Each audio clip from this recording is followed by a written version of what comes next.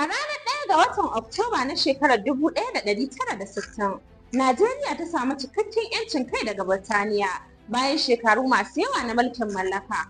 Wannan ya kawo ƙarshen mamayar Turawan Ingila da ta fara tun ƙarni na 19. Kafin samun 'yancin kai, an kafa jam'iyyun siyasa daban-daban waɗanda suka jagoranci fafutukar neman 'yanci, ciki har da NCNC ƙarƙashin jagorancin Dr. Nnamdi Azikiwe Action Group, ƙarƙashin Obafemi Awolowo, da kuma NPC ƙarƙashin Sir Ahmadu Bello. Bayan shirin siyasar da aka gudanar a ƙarƙashin tsarin mulki na shekarar 1946 da shekarar 1951 da shekara kuma ta 1954, an kai ga babban zaben ƙasa na farko a shekarar 1959 wanda ya shirya Najeriya don samun 'yancin kai. A lokacin, Sir Abubakar Tafawa Balewa ya zama Firayim Minista na farko na Najeriya, yayin da Dr. Nnamdi Azikiwe ya karɓi matsayi na Gwamnan Janar, wanda ya nuna sabon salo na shugabanci a ƙasar.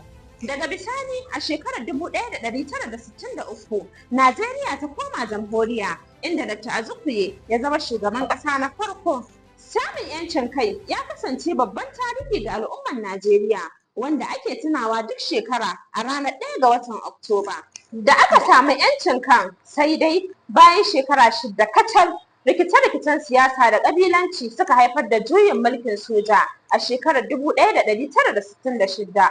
Sojoji suka karɓi ragaman mulki kuma suka ci gaba da jagoranci har zuwa shekarar 1979, lokacin da Janar Olusegun Obasanjo ya miƙa mulki ga farar hula. Shehu Shagari ne ya zama shugaban ƙasa a shekarar 1979, amma gwamnatinsa ta ƙare a juyin mulki na shekarar da aka yi ta 1983, wanda ya dawo da mulkin soja ƙarƙashin Janar Muhammadu Buhari. Daga nan kuma aka samu shugabancin Janar Ibrahim Babangida, sannan Sani Abacha.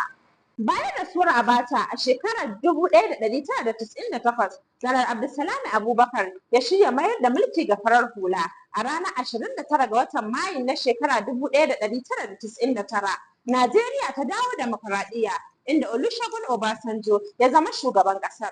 Daga wannan lokacin zuwa yau, Najeriya ta ci gaba da mulkin farar hula tare da shugabanni daban-daban har zuwa Bola Ahmed Tinubu, wanda ke kan mulki yanzu.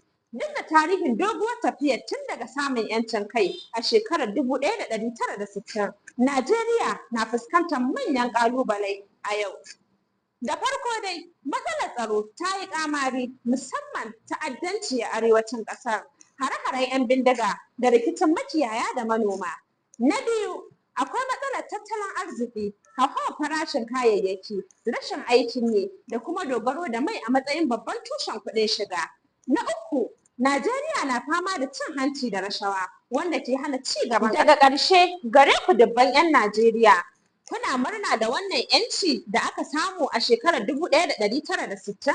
Sannan kuma tsakanin mulkin soja da mulkin farar hula, wanne kuke ganin ya fi kawo ma Najeriya ci gaba? Muna dakon ra'ayoyinku a comment section. Na gode. Alaƙa